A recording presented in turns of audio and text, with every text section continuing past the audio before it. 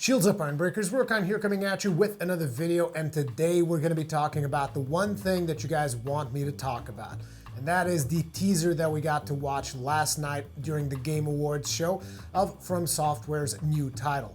And here it is.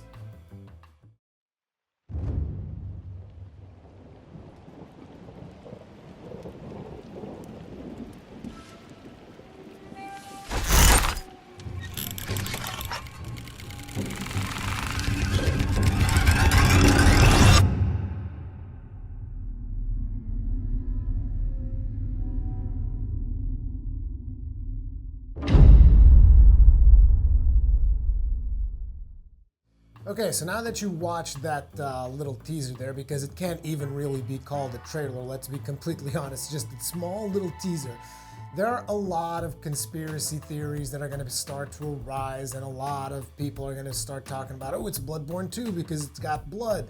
Oh, it's this game because it's got that thing. It's that other game because that other thing. It's Dark Souls 4. It's Demon Souls 2.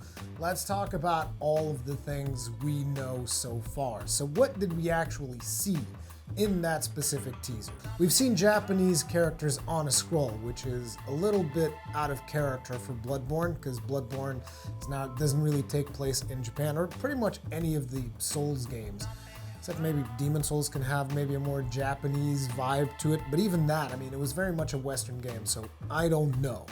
However, I do want to keep that Demon Souls thing in there, and you guys will know why.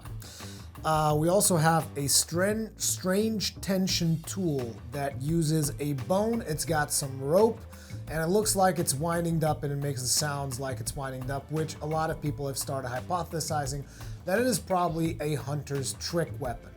That's also a possibility, but again, when you put that together with the fact that you got a scroll with Japanese kanji or whatever type of Japanese characters you got in the back, it starts to not make that much sense, at least in my personal opinion. Then on top of that, there was a little detail that I didn't notice, but as I started researching and going through Reddit posts and stuff like that, people were talking about it, which is there is a kunai embedded in that rope. Now, I don't know how many of you guys know, kunai is a Japanese throwing knife. It was usually used by ninjas and likes as it's almost like an alternative to the shuriken. You can also see kunais in Nioh and other video games, but there is one Souls game that has a kunai. There's only one Souls game. I was looking it up, at least from just a couple of quick Google searches. It is Demon Souls. That is the only one that has a kunai, which is the Japanese throwing knife, essentially. So that could be somewhat of an indication about Demon Souls 2 if you really want to take it that way, but it is, as far as I can tell, out of everything that is shown in that particular teaser, it is the only thing that could point to Demon Souls 2 is that little kunai that is embedded in a rope. Obviously, the whole rope, the bone, the blood, all of these thematically kind of go towards Bloodborne 2, and a lot of people are thinking Bloodborne 2. There's also the fact that the sentence, "The Shadows Die Twice," uses the same font of Bloodborne, so therefore, again, more evidence that people are taking that it is Bloodborne 2. Personally, I don't want it to be Bloodborne 2, and a lot of people are probably going to chastise me for that. It's like, what do you mean? Didn't you love Bloodborne? Yes, I did. But like I said, and like I always say, I want to see what Miyazaki does next. I don't want to see Miyazaki just constantly iterate on more Bloodborne, more Dark Souls, more Demon Souls. That's not really what I want from Miyazaki, personally. And beyond the kunai, I'm not sure if I've mentioned, there's also a screwdriver that is jammed in the thing there. So we see the little thing wind up. Another important theme that you have to pay attention to is the music that is playing in the background, which has a very Japanese feudal Japan type of theme to it.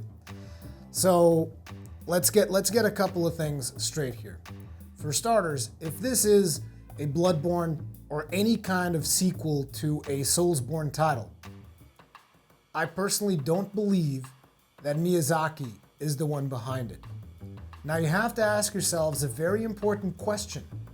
If it is a sequel to a Soulsborne game, would you want to play it if it is not being directed by Miyazaki?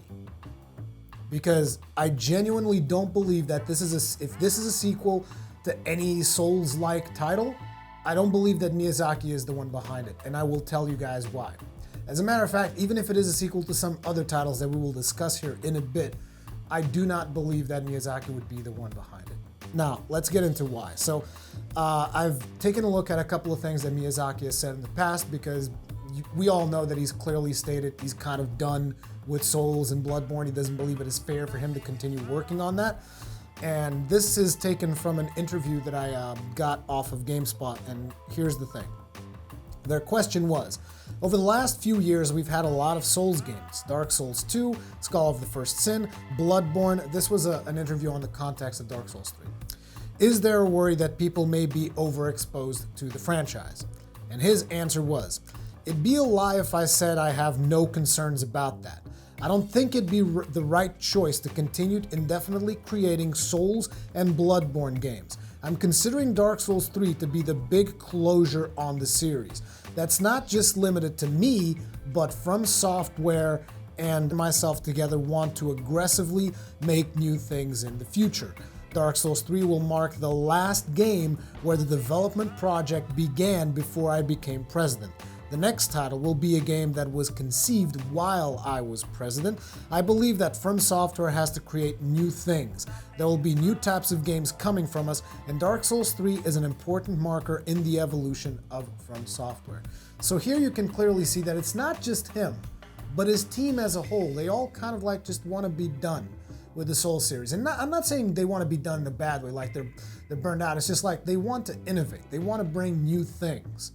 Which is why I don't think they would come out with a new game and it would be like Bloodborne 2, Dark Souls 4, Demon Souls 2. It just wouldn't make sense after a statement like this. Or they could have changed their mind. They could have just been like, hey, you know what really makes money? Fucking Souls game, dude. Just like, boom. But I don't think Miyazaki would sell out like that. I could be wrong, but Miyazaki strikes me as someone who works based on passion. Again, I could be wrong, but that's just the way that I feel about the guy. I could be getting the wrong read. But again, do remind yourselves of something. I've been in the same room, and I'm not saying this as a bragging right. I'm saying this as someone, as I believe that I can kind of judge someone's character. I've been in the same room as Miyazaki for over 30 minutes talking about Dark Souls 3. Me and 3 other reporters. And during that time, I would like to say that I kind of got to know a couple of things about Miyazaki. Which is why I personally don't think that he'd be the kind of guy that in an interview we would say, I don't want to do this, and then turn around and do it for money. But I could be wrong. Another question that they said is, would it be fair to say you don't want From Software and your time as president of the studio to be defined by the Souls series? To which he answered, I don't care about what type of president I will be in the future or how I will be remembered. I just believe that moving on is necessary in order for players to continue enjoying our games. We have to keep creating quality games and be aggressive about doing new things. Now, this is not the only thing that Miyazaki has said.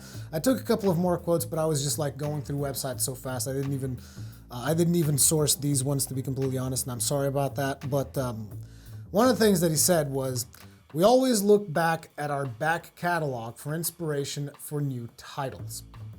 So this is an important thing, because if you look at From Software's back catalog, you got games like Kingsfield, you got Shadow Tower, you even got Tenchu in there, which we're going to be discussing that in a couple of minutes here.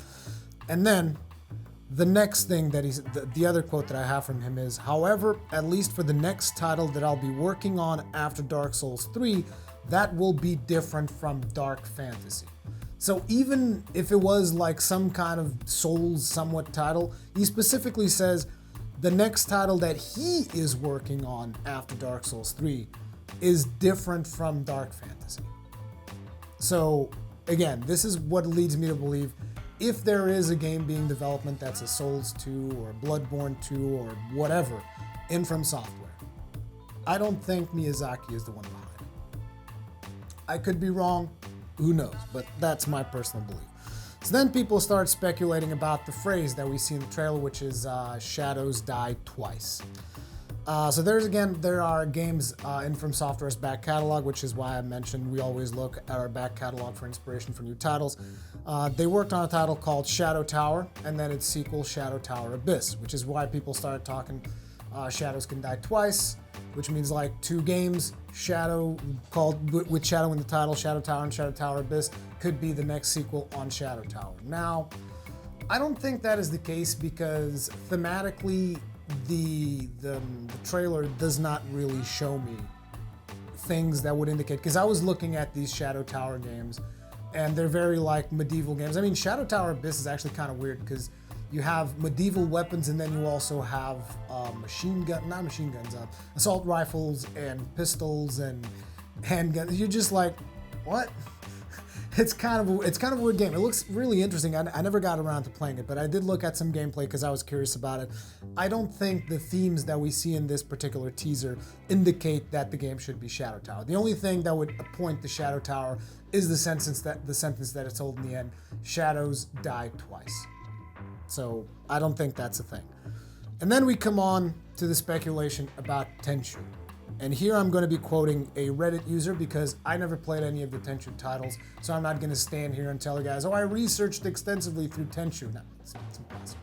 I would not be able to do that. I don't have a platform to play those games, and even just like watching full-length Let's Plays would take me way too long to get to know everything that I would need to know about Tenchu to speculate on this. So, obviously I went to Reddit, and credit where credit is due. This is a post by Reddit user Pawadrilu, and Pawadrilu says, "It looks like a creaking prosthetic of some kind, which is a staple thing for Tenchu enemies and bosses." And I did look up some gameplay specifically like this thing that people were calling the Mechanical Palace, and I did see a couple of enemies that seemed like they were made out of wood with creaking mechanisms and, you know, kind of like almost like wind-up toys in a way, which kind of could fit into the whole theme that we see in that teaser. So I was like, okay, I can accept that. But anyway, he goes on to say, which is a staple thing for Tenchu enemy and bosses, especially in the late game content.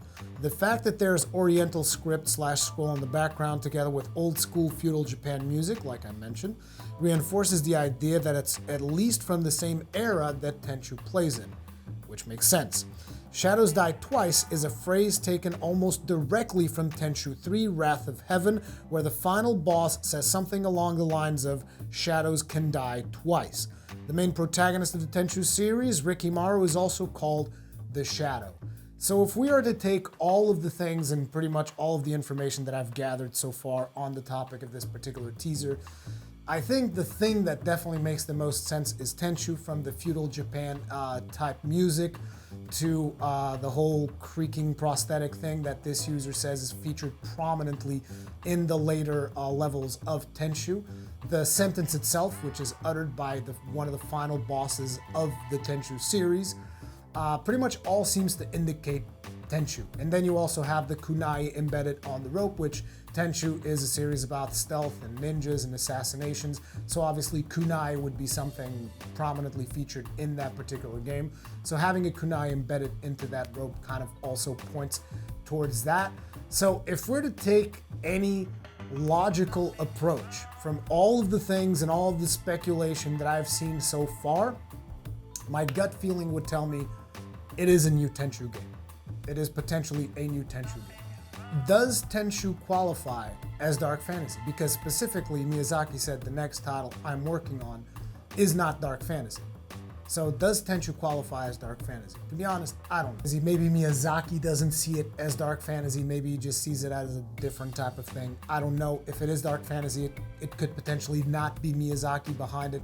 But I kind of feel that if From Software is going to launch a new IP, they're going to want to have Miyazaki behind it. Because Miyazaki is pretty much, I mean, let's face it, and let's not mince words. Sure, From Software is an extremely gifted studio, but what we've seen is that Miyazaki is kind of like the one who put them on the map.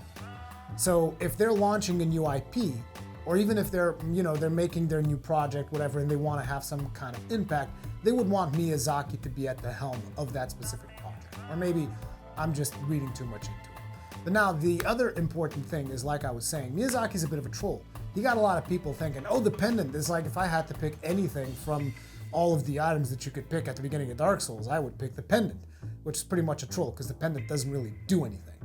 And so I have a different theory, which doesn't make any sense whatsoever. But I have a theory that we see this teaser in a full-length trailer, and it's just revealed that that particular bit was completely out of context. Maybe it's a television show. Maybe it's just something where kind of like they zoom out and they give you a completely different perspective, and it's actually a mecha game. That's like my second theory. So like, I have two theories right now, which is, number one, if this is not a troll, most likely it's gonna be a Tenchu game because of all these things that people have been saying about Shadows Can Die Twice and all this other stuff. A Tenchu game. Number two, if it is a troll and it is just like taken completely out of context, it's gonna be a mecha game. I don't know which is which. Why don't you guys let me know in the comments what you guys think about this? What are your personal theories? Do you think I'm right? Do you think I'm wrong? Did I get anything wrong? Let's get a discussion going below, Iron Breakers. Thank you all very much for watching, and I'll see you guys in the next one.